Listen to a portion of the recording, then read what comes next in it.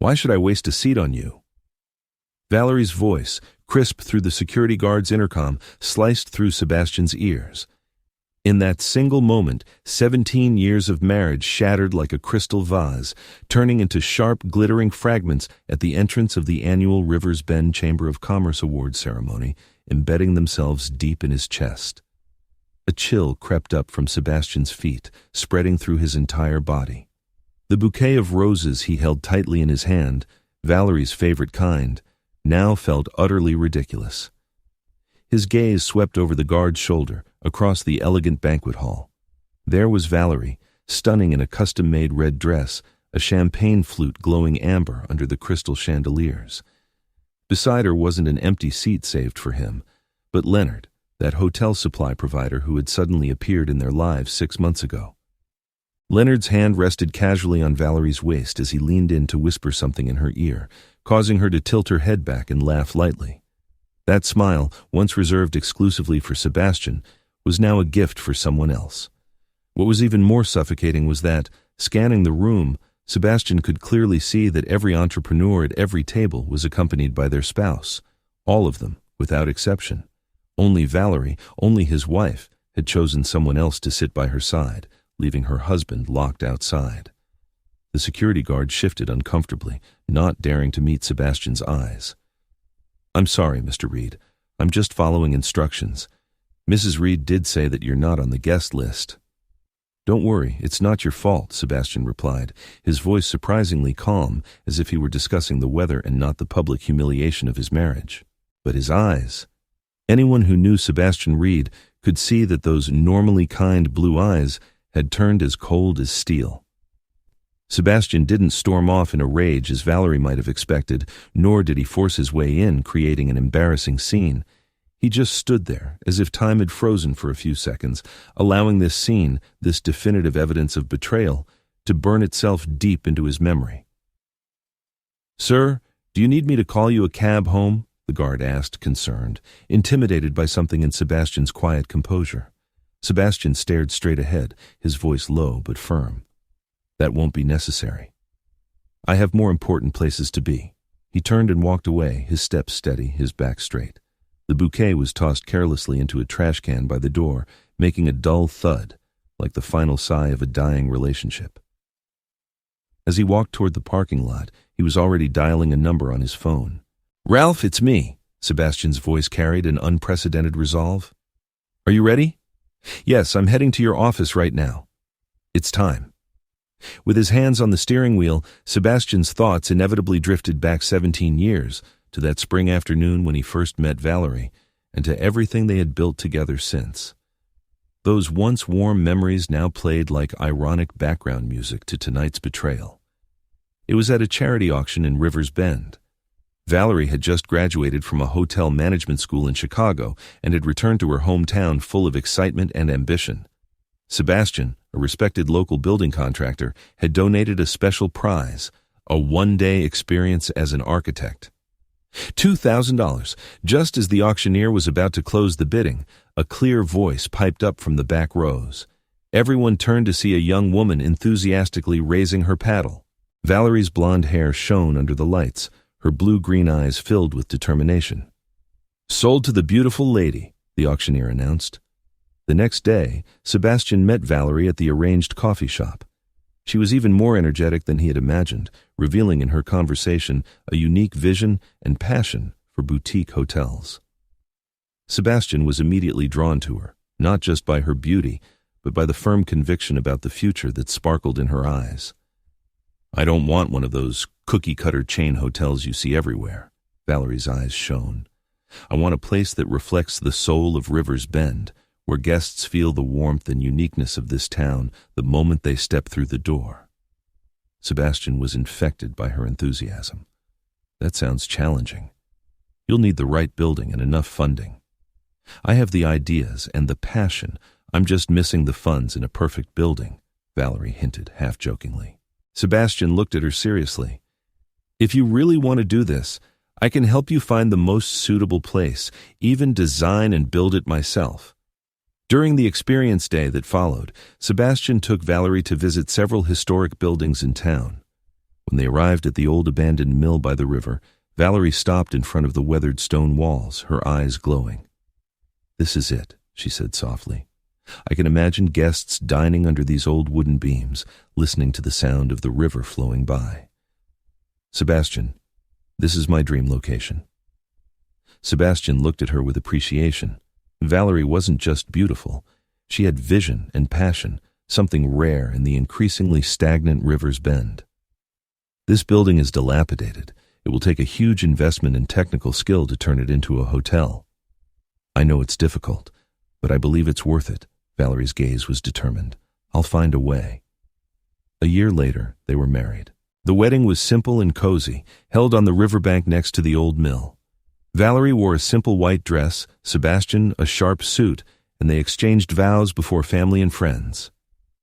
"I swear to build our home and business with you, for better or for worse," Sebastian said sincerely. Valerie squeezed his hand. "I promise to respect you, support you, and make our dreams come true together." 2 years after the wedding, they began the renovation project of the old mill. Sebastian mobilized the best resources of his company, personally overseeing every detail. During the day, he managed his construction company's projects, and in the evenings and on weekends, he devoted himself to the mill's renovation. His hands, rough but steady, could turn rotten beams into solid supports, rebuild collapsed walls. Valerie was in charge of designing the hotel's interior style, service standards, and marketing strategies. Her vision was sharp. She knew how to create cozy and unique spaces, what details would attract customers. The biggest challenge was financing. The cost of the renovation far exceeded their expectations. The local bank was willing to provide a loan, but Valerie, as the primary applicant, lacked the credit history and assets to support such a large loan. "Unless there's a guarantor," the bank manager Frank said frankly, "and it has to be a guarantor with sufficient assets and good credit. Otherwise, we can't approve such a risky loan."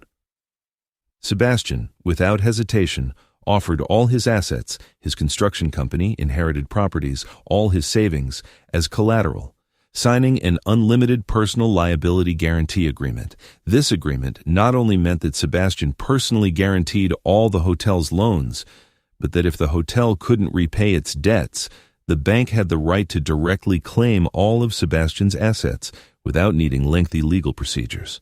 Are you sure you want to do this?" Valerie asked at the time, emotion and worry in her eyes. "If the hotel fails, you'll lose everything." Sebastian took her hand. "I trust you in the dream we're building together." He didn't just do that. He also used his years of accumulated contacts and reputation in the local business community to convince dozens of local suppliers to offer long-term credit services for the soon-to-open hotel. These suppliers, from food providers to everyday goods manufacturers, were established business partners since Sebastian's father's generation. In a small town like Rivers Bend, personal reputation and family prestige were often worth more than formal contracts. "The Reed family's credit is as good as gold in Rivers Bend," Tom, the lumber supplier, once told Valerie. "Sebastian's father helped me through the toughest times. We're all willing to offer the most favorable terms for Sebastian."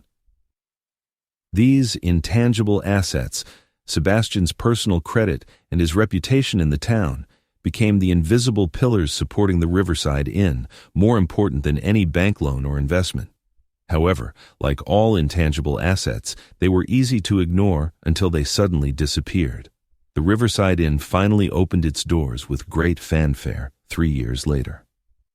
The hotel maintained the historic charm of the old mill while incorporating elements of modern luxury. The spacious lobby was covered with warm original wood floors, retaining the huge gears from the mill era as decoration.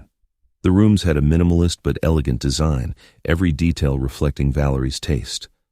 The restaurant was located overlooking the river, where guests could dine under the old wooden beams restored by Sebastian, admiring the golden reflections of the water at sunset. On opening day, the whole town came to visit. The local newspaper dedicated a full page to the event, with the headline, "Rivers Bend's New Benchmark. The Reeds Create a Luxury Destination." "This isn't just a hotel, it's the future of our town," the mayor said at the opening ceremony. "The Reeds have shown us how to perfectly blend history and innovation." Valerie, moved to tears, tightly squeezed Sebastian's hand. "None of this would have been possible without you," Sebastian replied tenderly. "This is our joint achievement." For the first 2 years after the hotel opened, Valerie and Sebastian worked as a perfect team. Valerie handled the front desk and customer relations, while Sebastian managed logistics and facility maintenance. They complemented each other, facing every challenge together. Locals enjoyed visiting the Riverside Inn on weekends for afternoon tea or dinner, while tourists from out of town were drawn to the unique charm of the old mill. The turning point came in the 3rd year of operation. A famous travel blogger happened to visit the Riverside Inn, was deeply impressed, and published extensive praise and beautiful photos on social media. This post quickly went viral, attracting national attention to the hotel. Reservations soared, and rooms were often sold out months in advance. Valerie began to give frequent media interviews, telling her entrepreneurial story and management philosophy. Various awards and recognitions followed: Best Boutique Hotel in the Midwest, Innovative Business of the Year, Most Characterful Tourist Destination. The names of the Riverside Inn and Valerie began to appear in various media and industry publications. Success came so quickly, and it was so sweet. Valerie was invited to state business forums and national hotel industry conferences. She began to meet more successful people from big cities, investors, journalists, industry leaders. These new friends introduced her to a wider, more sophisticated world, a world completely different from Rivers Bend. In this new world, Valerie discovered she was seen as a successful entrepreneur in her own right, not as the wife of Sebastian the builder. This recognition intoxicated her, and she began to reevaluate her identity and worth. She started to believe that the hotel's success was mainly due to her taste and business acumen, while Sebastian's contribution was increasingly seen by her as a given. Sebastian was genuinely happy for Valerie's success, but he found it increasingly difficult to fit into her new social circle. At those elegant receptions and industry meetings, when Valerie spoke fluently about the latest hotel trends and marketing strategies, Sebastian often stood aside, not knowing how to participate in those conversations. He wasn't good at socializing and had little interest in fashion and popular culture. His hands often had small scars, marks left by years of construction work, which, in the eyes of Valerie's new friends, seemed like symbols of something inferior. "You should attend more of these events," Valerie told him once. "It's important for the hotel's development."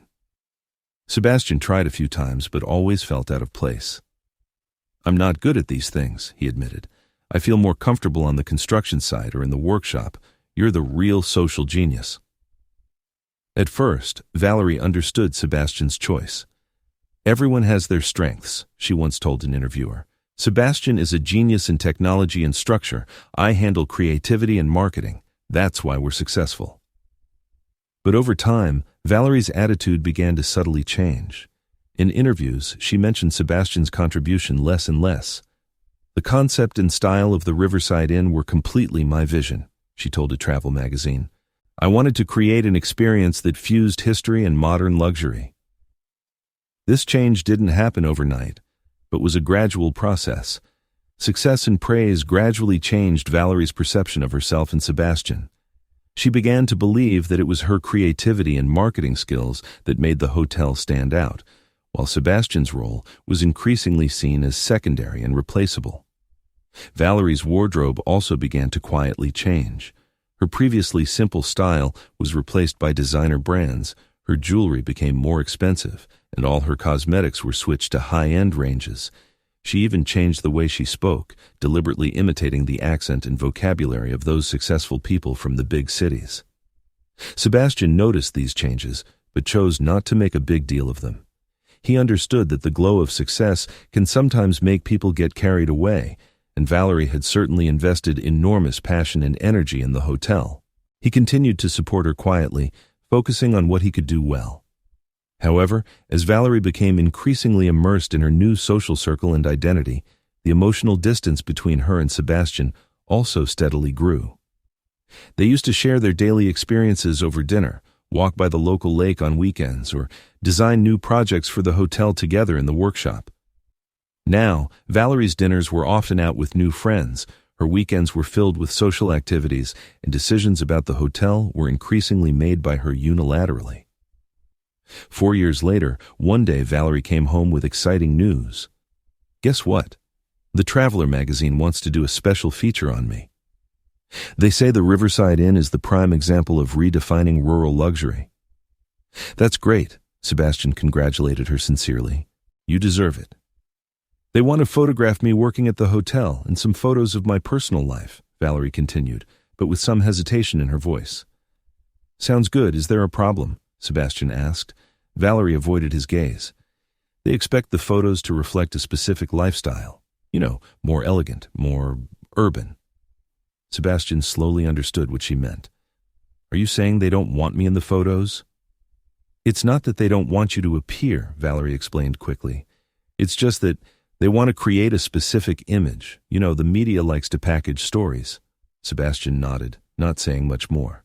But that night, as he worked alone in his workshop, he felt a hint of bitterness for the first time. He began to realize that, in Valerie's eyes, he was changing from a partner to a not-so-suitable background element. With the hotel's fame growing, Valerie began to associate with more elites from big cities. Her clothes, way of speaking, even her accent quietly changed, becoming more and more like those successful city people she admired. She joined exclusive clubs, started collecting art, and devoted more time to studying wines and fine dining. We need to stay ahead of the curve, Valerie used to say. The competition in the hotel industry is fierce. We must constantly innovate. Sebastian didn't oppose these changes, but he began to feel a distance. Before, they used to go to the local market together on Sunday mornings, or walk by the river discussing new ideas for the hotel. Now, Valerie's weekends were filled with social activities and business meetings. 5 years later, Valerie proposed the idea of upgrading the hotel's supplier network. We need more exclusive and unique suppliers, she told Sebastian. The local suppliers offer products that are too common, which don't meet the expectations of our high-end clients. Sebastian frowned. But we've always worked with reliable local suppliers with good quality, and they've given us the best prices and payment terms. Changing the supply chain is a major decision. We need to carefully assess the risks. It's not just about price, Valerie shook her head. It's a matter of quality and uniqueness. We need suppliers who can offer world-class products, elements that make guests say, wow. Sebastian noticed that Valerie said, we need, but her gaze and tone made it clear that this was a decision already made, not a consultation. This pattern of unilateral decisions had become increasingly common, making Sebastian feel that he was being gradually excluded from the hotel's core decisions. It was at this moment that Leonard Hall appeared. He was the regional sales director of a Chicago-based hotel supply company responsible for developing new markets in the Midwest. Valerie met him at a hotel industry trade show and was very interested in the product samples he presented. Leonard was the kind of man who immediately attracted attention. Tall, handsome, elegant, always dressed in perfectly tailored suits. What was most striking was his confidence, that kind of almost arrogant confidence common among big city business elites. He was a few years younger than Sebastian, without any marks of physical labor, exuding an air of urban sophistication. Your hotel has extraordinary potential, he told Valerie after his first visit to the Riverside Inn. But it needs a higher-level supply chain to support your vision. My company can provide first-class hotel supplies sourced globally, from Egyptian cotton sheets to French artisanal soaps, from Italian glassware to Japanese ceramics. These are the elements that will make your hotel stand out. Valerie was deeply attracted by Leonard's words and the product samples he showed her. She began to have frequent contact with Leonard, discussing upgrade plans for the hotel. At first, Sebastian didn't object. If these new products could improve the hotel's quality, why not? But he soon noticed some anomalies. First, these high-end products cost much more than those from local suppliers, some even 3 to 5 times more expensive. Second, Leonard insisted on advance payments, offering no credit. What was strangest was that, despite the high cost, these supposed first-class products didn't seem significantly better than those from local suppliers, in Sebastian's opinion. Is this sheet really worth $700? Sebastian inevitably asked when reviewing the invoices. It's long staple Egyptian cotton, 400 thread count, Valerie explained with a tone of impatience. The best hotels in the world use it. We need to improve the room experience. But do guests really notice the difference? The previous sheets were also comfortable. They always got good reviews. That's the problem, Sebastian, Valerie sighed. You always think in terms of good enough, not the best. Truly high-end clients can feel these subtle differences. Leonard is right. Details make the difference. Leonard is right? Sebastian felt an unease. How much does he know about our hotel? He's only been here a few months. Valerie's expression turned defensive. He knows the most advanced trends in the industry. He collaborates with the best hotels across the country, whereas you only know Rivers Bend. You know how to fix old houses. Sebastian was hurt by these words. He realized that in Valerie's eyes, he had gone from being a partner to an obstacle limiting her development. But he didn't react, simply left the room quietly and returned to his workshop. That night, Sebastian sat alone at his workbench, reflecting on how far his marriage and business had come. He remembered the enthusiasm and shared vision with which they began, which now seemed to be disappearing. Valerie was increasingly drawn to the glamour of big cities and so-called high-end lifestyles, while he remained the same practical small-town architect. What worried Sebastian more was that Valerie had begun to be evasive about the hotel's financial situation. They used to review the accounts together every week, but now Valerie insisted on handling them alone, claiming Sebastian didn't understand the financial models of luxury hotels. Whenever Sebastian asked to see the financial reports, Valerie would become impatient or find excuses to avoid it. One day, Tom, Sebastian's old friend and the largest linen supplier in the area, found him on the street with a worried expression. Sebastian, I don't know if I should say this, but Valerie is 3 months behind on our payments. We've always given Riverside Inn the longest terms, but now even the basic payment commitments aren't being met. This isn't like you guys. Sebastian was surprised. He knew nothing about this. I'll sort it out immediately, Tom. Sorry for the trouble. Tom shook his head. Don't apologize, Sebastian. I know you wouldn't intentionally withhold payments. I'm just worried. There have been rumors in town lately that the Riverside Inn's financial situation isn't very good. What rumors? They say the hotel is buying large quantities of expensive imported products while delaying payments to local suppliers, and some have seen Valerie and that supplier from Chicago getting very close. Tom paused as if weighing whether to continue. Sebastian felt sick to his stomach. He didn't want to believe it, but too many signs pointed to the same possibility.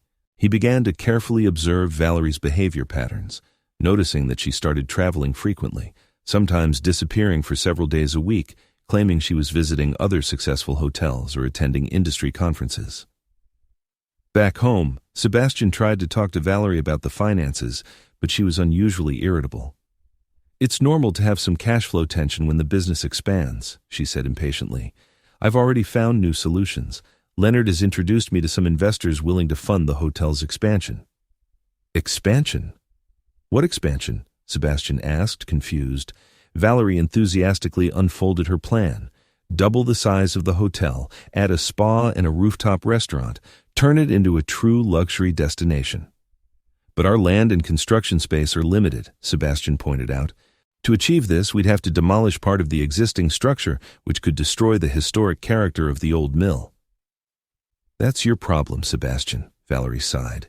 You're always limited by immediate physical constraints. A true vision requires breaking conventional thinking. Leonard is right. We need to be more visionary. Leonard is right again? Sebastian felt a discomfort. How much does he know about our hotel? He's only been here a few months. He knows the most advanced trends in the industry, Valerie retorted. He has collaborations with the best hotels across the country, whereas you only know Rivers Bend. You know how to fix old houses. Sebastian was hurt by these words. He realized that in Valerie's eyes, he had gone from being a partner to an obstacle limiting her development.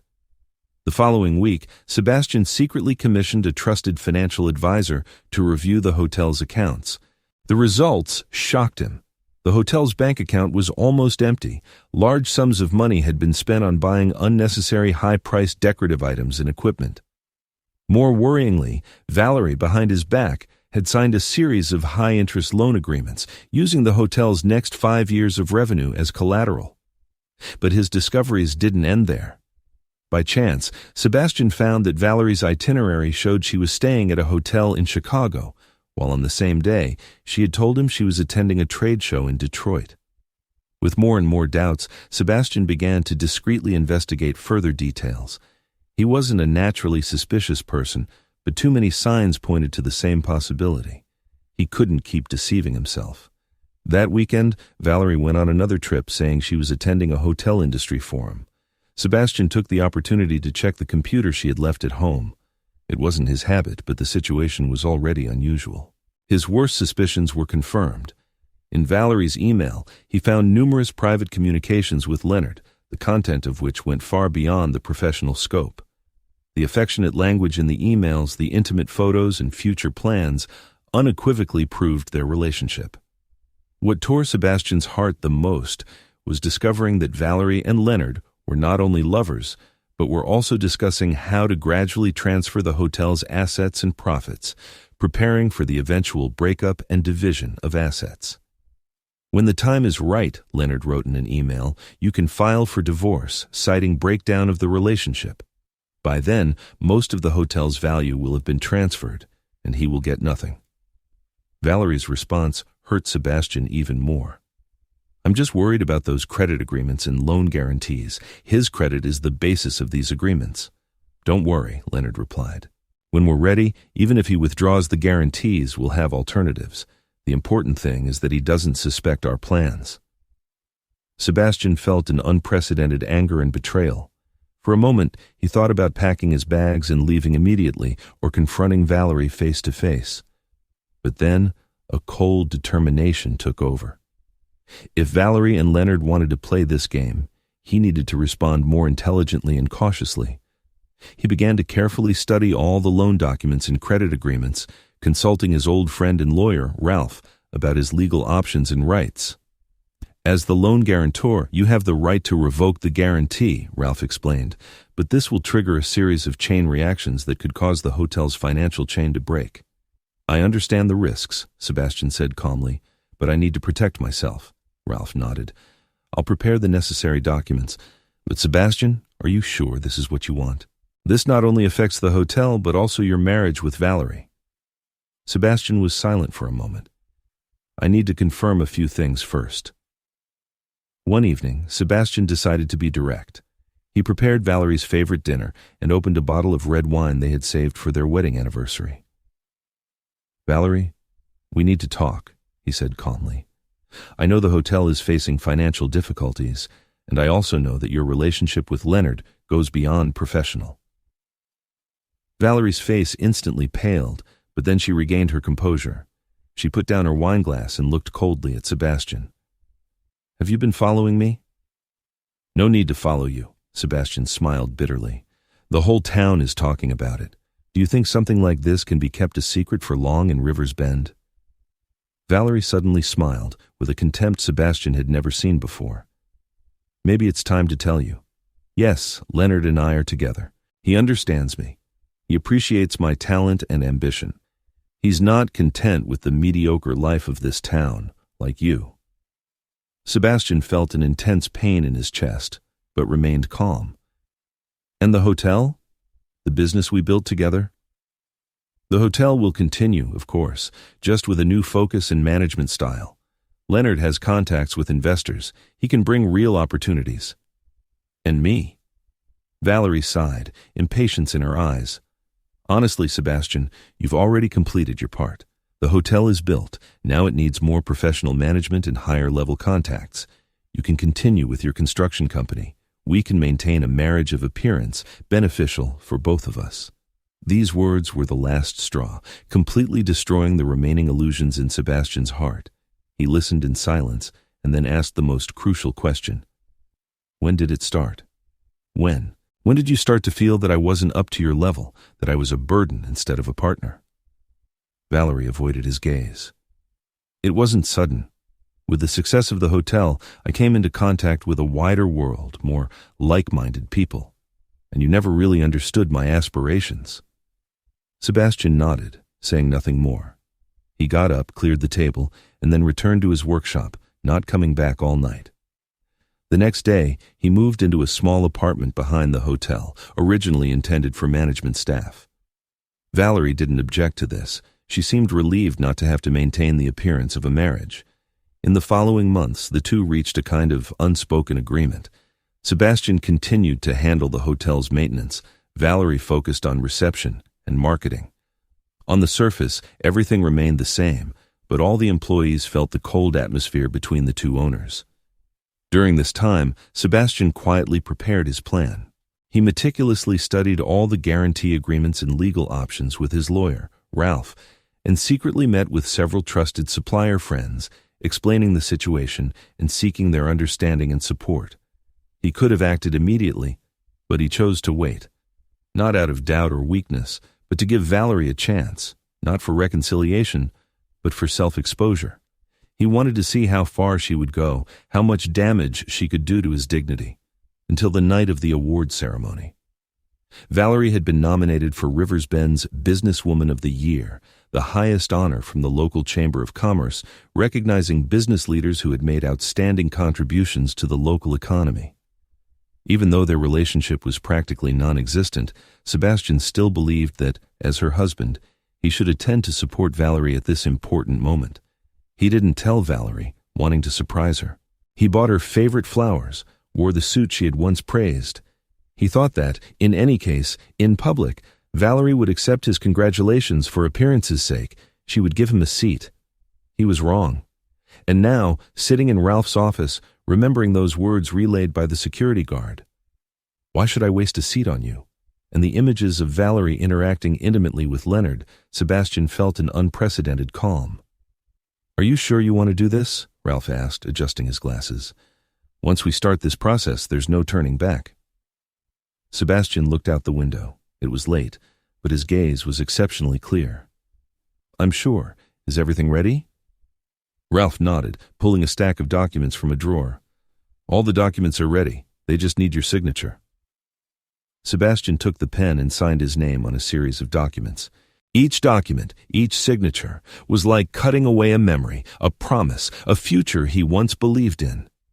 He was signing a notice of revocation of guarantee, a declaration of termination of credit support, and a series of formal notices to suppliers, informing them that from this day forward, all credit agreements based on his personal reputation were terminated.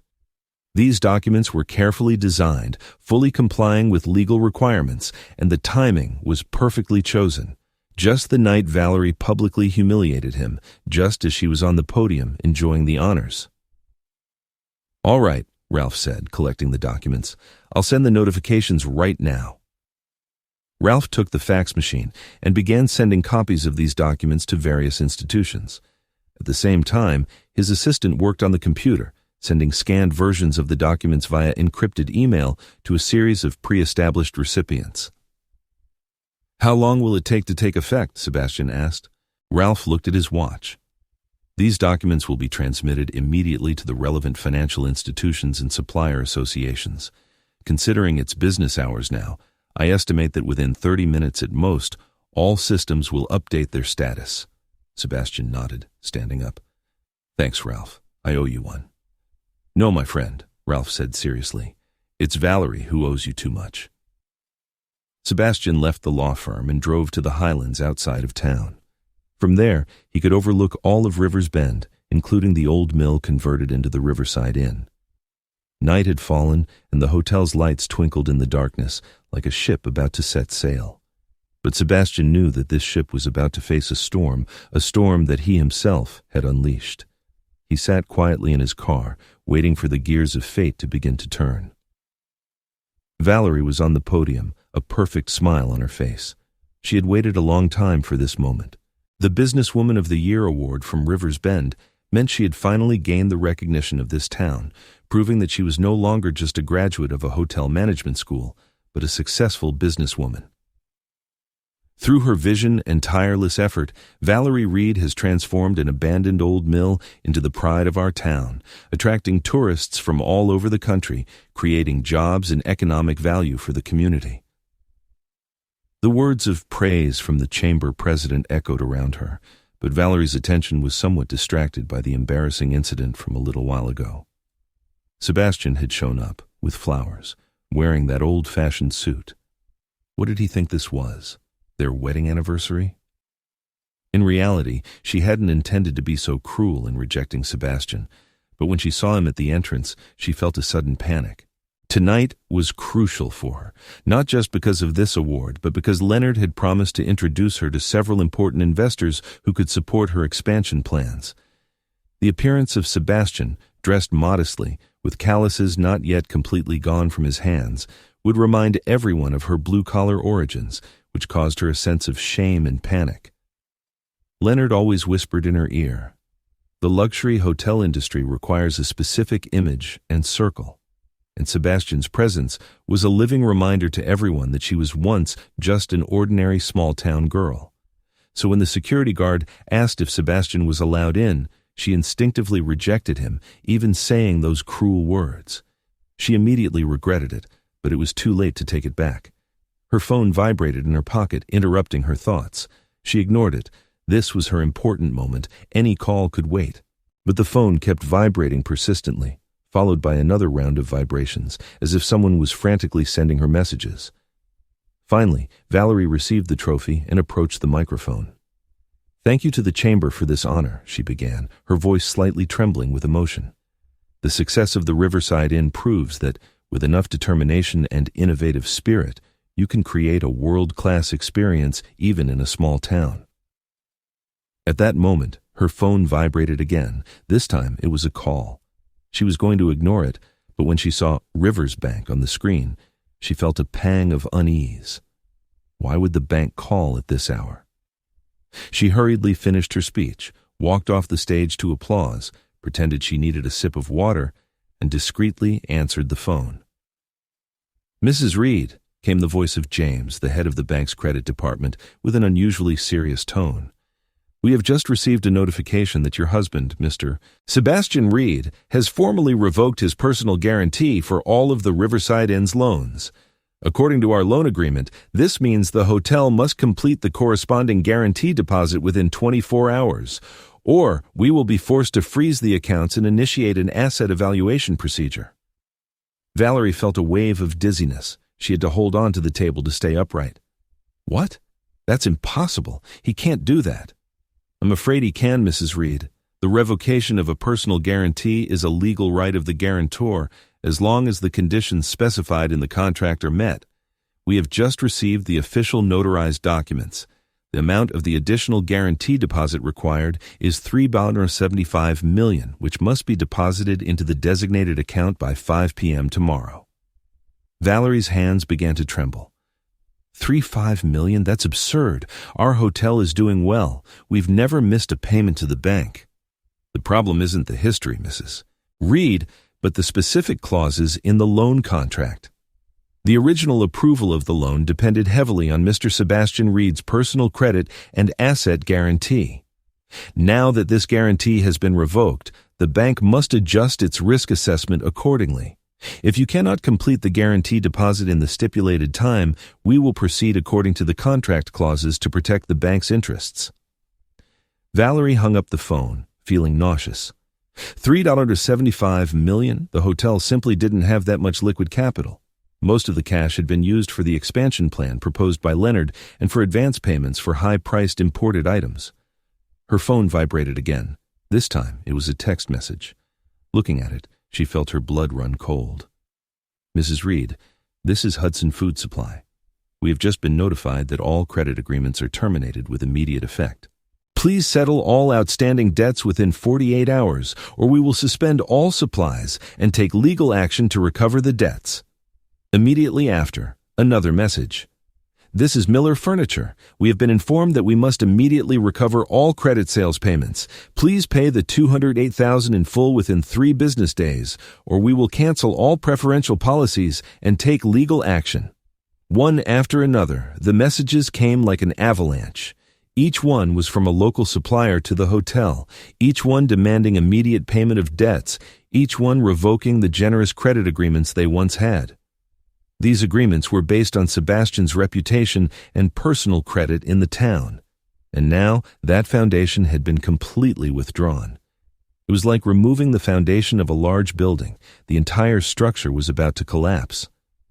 Valerie finally understood what documents Sebastian had signed.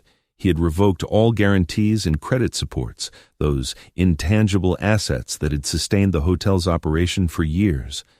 Her legs grew weak, and she had to sit down. The applause and congratulations around her seemed to come from another world. She smiled mechanically, accepting congratulations from all sides, but her mind was already plunged into panic. Leonard noticed her abnormality and came over to ask in a low voice, "What's wrong? You don't look well." Valerie passed him her phone. Leonard quickly reviewed the messages, and his face changed too. "What does this mean?" he asked, keeping his voice very low, but already conveying a certain tension. "Sebastian has revoked all the hotel's guarantees," Valerie said with difficulty. "All the suppliers are demanding that we immediately pay the outstanding debts." "How much do you owe?" "At least 1.2 million, not counting the 3.25 million the bank is demanding as a guarantee." Leonard took a deep breath. "That much? You told me before that the hotel's financial situation was healthy." "It was," Valerie defended in a low voice. "It's just that most of our profits were invested in expansion plans and new equipment." Leonard's gaze sharpened. "That was based on your guarantee that the hotel had a stable cash flow. You assured me that all basic operating costs were covered." "They were, because we had good credit agreements and the bank's support." Valerie felt a pang of desperation. Who could have imagined that Sebastian would suddenly revoke all the guarantees? Leonard smiled coldly. "Your husband is smarter than I thought. Or should I say, tougher?" Valerie anxiously grabbed Leonard's hand. "We need to find a solution. You said there were investors interested in the hotel. Now is the time to show their sincerity." Leonard stepped back slightly, withdrawing his hand. "Valerie, investment requires due diligence. It takes time. No one is going to put up several $1 million in 24 hours. But you have contacts. You have relationships. My relationships are based on professionalism and mutual benefit, not on rescuing companies on the brink of bankruptcy." Leonard's tone cooled. "Besides, the current situation seems much more complicated than you had told me." Valerie couldn't believe what she was hearing. "Are you distancing yourself just because a financial problem arose?" "This isn't a problem, Valerie. It's a fundamental credit crisis." Leonard looked around, making sure no one noticed their conversation. "I need to protect my professional reputation. My company has already supplied large quantities of goods to your hotel, and now it seems that recovering those accounts carries a significant risk." "So you're abandoning me? At the moment I need support the most?" Valerie's voice mixed disbelief and anger. Leonard stood up, adjusting his suit. "I suggest you contact a lawyer immediately to assess all possible options. As for us, I think we both need to reflect calmly." With that, he took his coat and headed quickly towards the exit, leaving Valerie sitting alone under the spotlights of honor while her insides fell into an abyss. Just a few hours earlier, she was the pride of Rivers Bend, a praised entrepreneur. Now, she felt as if she were on the edge of a cliff with a bottomless abyss below. And what had pushed her to the edge of the cliff was her own greed and arrogance. The next morning, the Riverside Inn was in complete chaos. The hotel reception received calls from a dozen suppliers, all indicating that they would suspend supplies until the debts were settled. The bank had already frozen the hotel's main accounts, leaving only a small amount of funds for basic operations. What was worse was that the news was beginning to circulate around town. The Riverside Inn was in a financial crisis, possibly facing closure. Valerie tried to contact Leonard, but his phone always went straight to voicemail. She left several almost pleading messages but received no response. "Leonard, please call back. We need to talk. This is all a misunderstanding. I can explain." "Leonard, please, I need your help. You said we were a team, that you believed in my vision." "Leonard, I know you're listening. We've been through so much together. You can't just disappear like this." But Leonard seemed to have completely vanished, with no response. Valerie finally realized that she had not only lost her husband's support, but also the man she thought would be her new partner. When the crisis hit, Leonard showed no support or loyalty, but intelligent self-protection and a cold breakup. This forced Valerie to face a cruel reality. She had been used by someone more calculating than herself, who had exploited her vanity and ambition. She finally gathered the courage to go to Sebastian's construction company office. However, the receptionist told her that Sebastian had left town to visit a new construction project and wouldn't be back for a few days. "Did he leave any message for me?" Valerie asked with a pleading tone she didn't even recognize in herself. The receptionist replied without expression, "No, Mrs. Reed. But he did mention that if you came, you should contact the lawyer, Ralph, directly.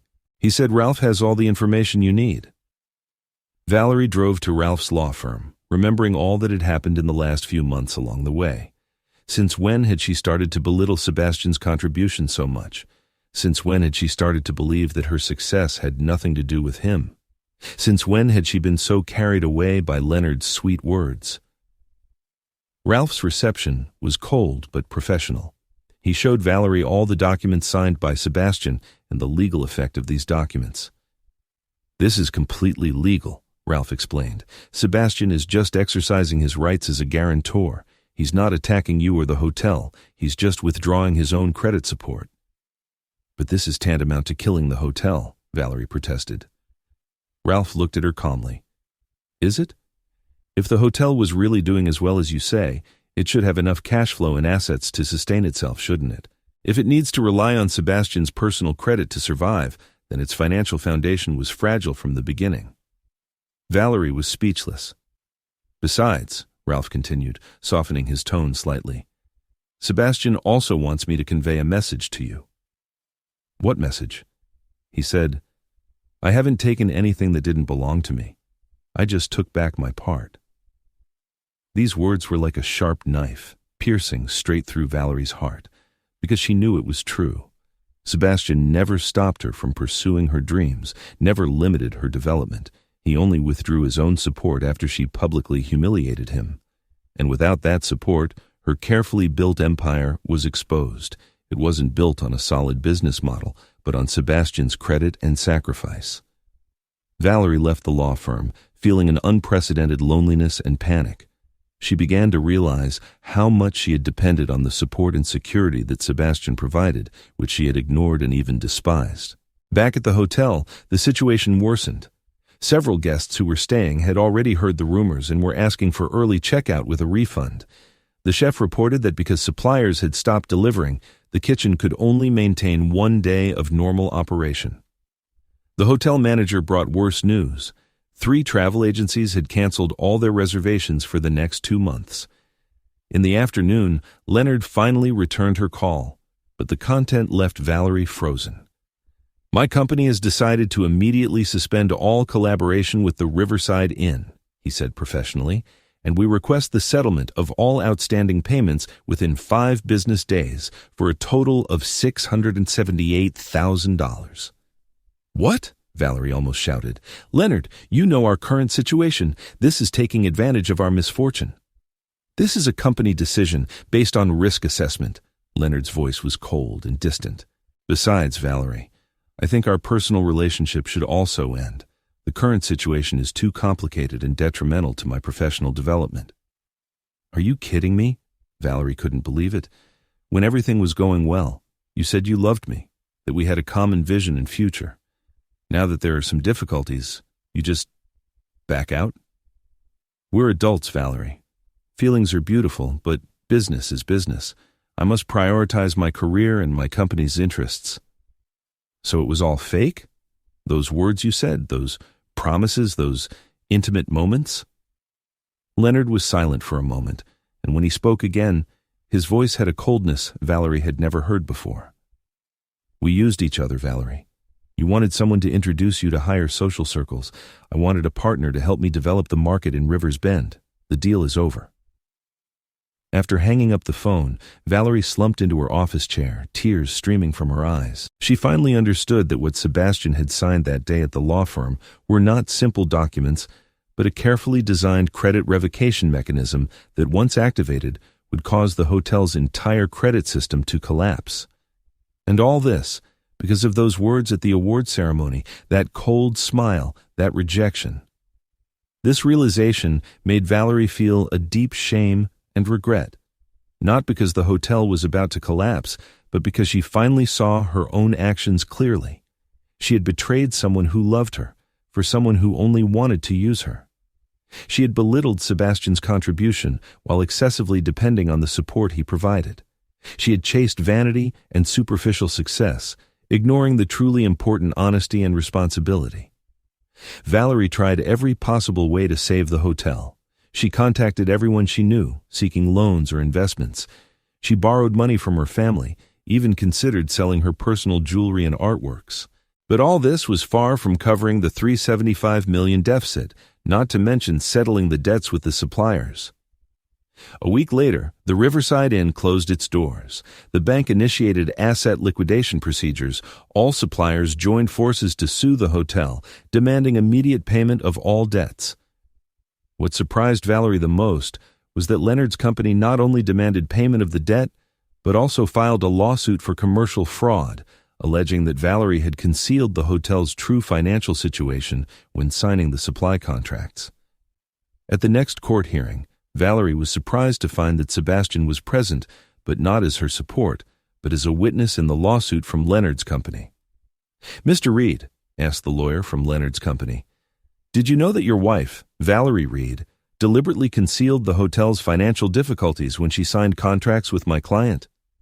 Sebastian replied calmly, "I can't say if she deliberately concealed it, but I can confirm that in the fall of last year, that is, before she began to collaborate extensively with your client, I clearly warned her about the hotel's cash flow problems and the risks of excessive expansion. Could you tell the court what your specific concerns were about the hotel's financial situation?" Sebastian took out a document. "This is the financial analysis report I prepared in September of last year, showing that the hotel's debt ratio had already exceeded the safety line and the cash reserves were insufficient to sustain any major investment. I gave this report to Valerie and recommended postponing any expansion plans for at least 2 years." Valerie, sitting in the defendant's chair, looked at Sebastian in disbelief. She did remember that report, but at the time, she thought it was just a product of Sebastian's conservative thinking and didn't take it seriously. Now, that report she had ignored was becoming key evidence to accuse her of knowing the financial risks and still taking on large debts. What surprised her most was Sebastian's next testimony. "However," Sebastian continued, "I must point out that Leonard Hall was not an innocent victim in this whole process. I have evidence that he knew the hotel was in financial difficulty and still encouraged Valerie to make unnecessary high-end purchases and expansions." Sebastian presented printed copies of a series of emails and text messages. These are the communications sent by Leonard Hall to Valerie, where he repeatedly implies that he could solve the financial problems through creative financial arrangements and encouraged her to make these transactions behind my back. There was a commotion in the courtroom. Leonard turned pale. His lawyer immediately objected, but the evidence was compelling. In the end, the judge ruled that both parties had acted improperly, dismissed the fraud charges from Leonard's company, but still ordered Valerie to pay the actual debts. For Valerie, it was a strange relief. Although she still faced huge debts, at least she had avoided the commercial fraud charges, largely thanks to Sebastian's testimony. He hadn't pushed her further down, even though he had every reason to do so. After the trial, Valerie tried to speak to Sebastian, but he just nodded politely and left, as if she were just an old acquaintance not very close.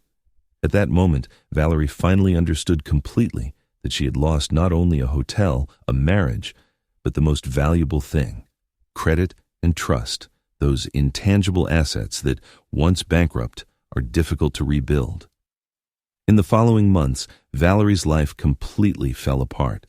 The lawsuits from banks and suppliers came one after another. She was forced to sell all her personal assets to pay the debts.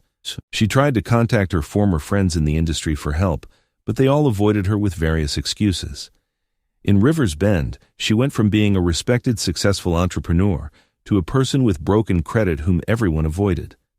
She began to understand how precise and lethal Sebastian's counterattack had been. He hadn't attacked her personally, hadn't spread rumors around town. He had even partially defended her in court. He had simply taken back what belonged to him, his credit.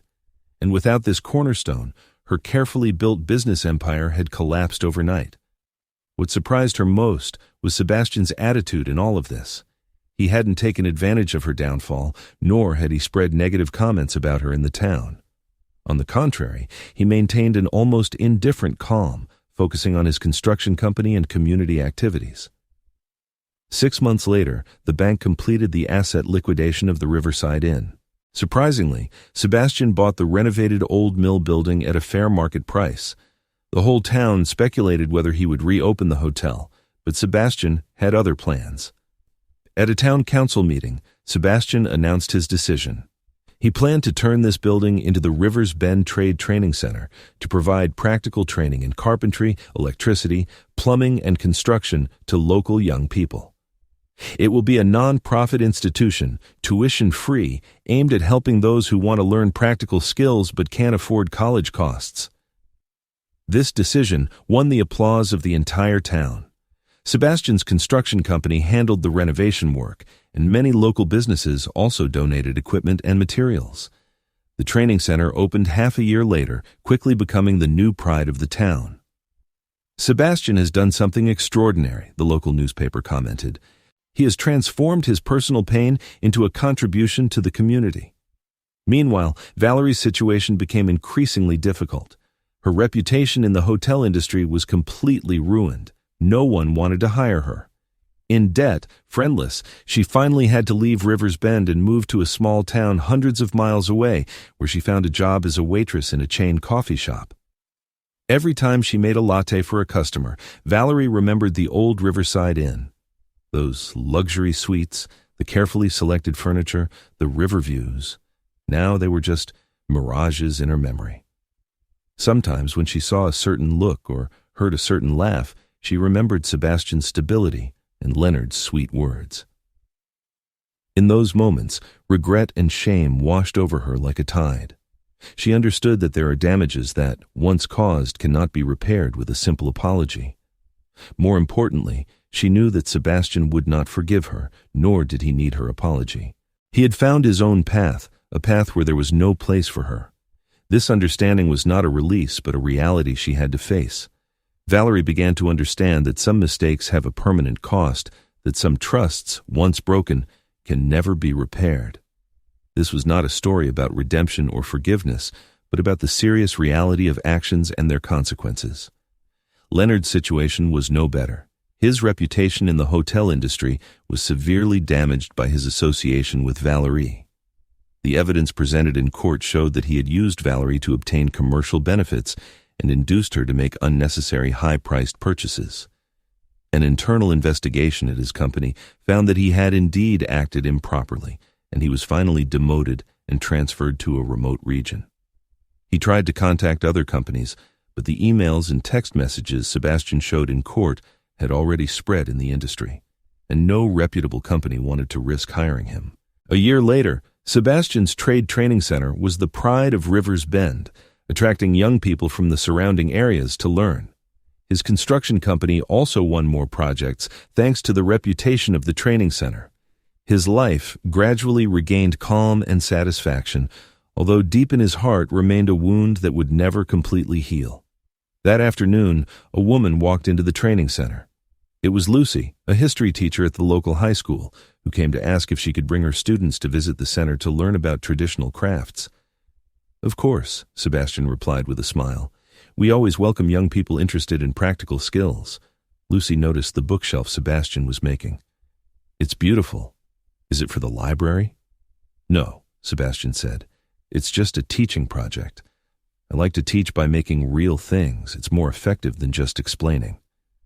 Lucy looked curiously at the tools on the workbench.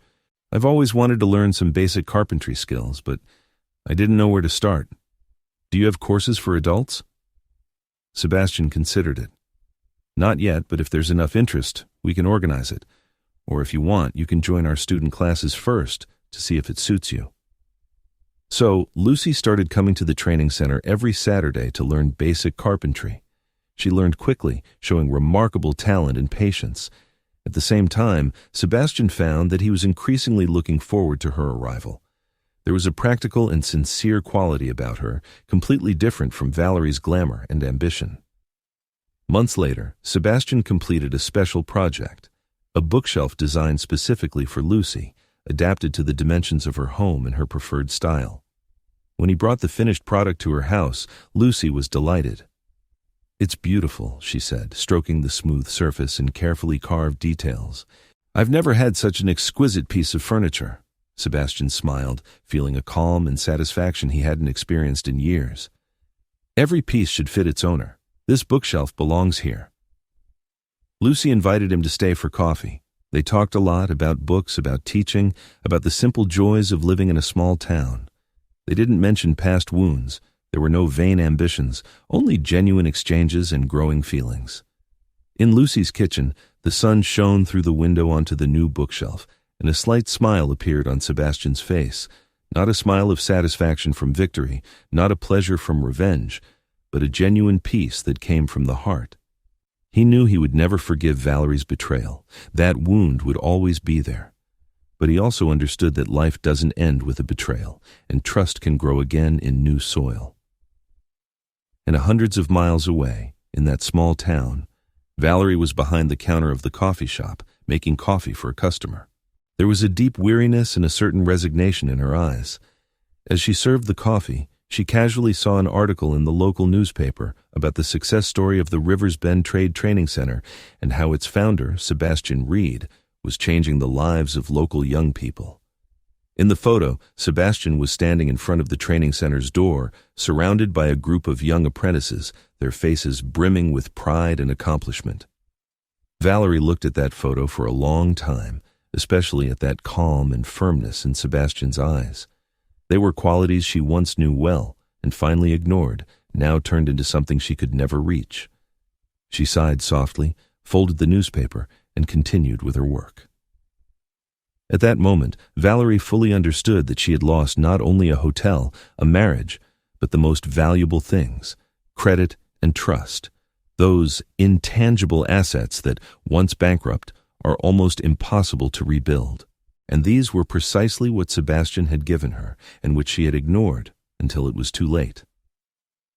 As for Leonard, he finally left the hotel supply industry, finding an ordinary position in a small sales company. He could no longer get close to the decision-makers of luxury hotels, nor use his charm and sweet talk to get big orders. His name became a cautionary tale in the industry, a lesson on how greed and short-sightedness can destroy a career. Sometimes, when he passed by a boutique hotel and saw those carefully designed spaces and high-end supplies, he remembered the Riverside Inn and Valerie. Not out of nostalgia or regret, but because they represented the moment he was closest to success in his career and how he destroyed it with his own hands.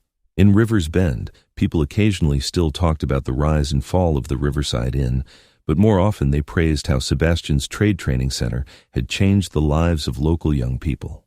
For those who knew the full story, it became a profound lesson about credit, betrayal, and rebuilding. In this small town, a person's credit and integrity were often more valuable than any tangible asset. Sebastian often told the young apprentices at the training center, a true builder not only creates physical structures, but builds trust and credibility. These intangible assets, once established, last longer than any building. Once lost, they are harder to rebuild than any collapsed structure. One night, in the attic studio of the training center, Sebastian was sorting through some old documents and happened to find photos of his wedding with Valerie. In the photos, they were standing in front of the old mill, young and full of hope. He looked at the photos for a long time, then gently put them in a drawer and locked it. He didn't tear up the photos, nor did he throw them away. They were part of his life, an undeniable history. The wound of betrayal would always be there, but he chose not to let it define his future. The next day, when Lucy arrived at the training center, she found Sebastian designing a new project, a larger, more complex shelving system designed for the children's area of the library. "This will be our center's first community project," Sebastian explained with enthusiasm in his eyes. "I want our students to participate, to know that their skills can create value for the community." Lucy smiled, looking at the blueprints. It's a wonderful idea. The children will love this reading nook. Sebastian looked at her, the sunlight illuminating her face through the window. Do you want to participate? Your carpentry skills are already good enough for this project. I'd love to. Lucy's eyes shone with anticipation. Creating something meaningful with your own hands, it's a special feeling. Sebastian nodded, feeling a warmth he hadn't experienced in a long time.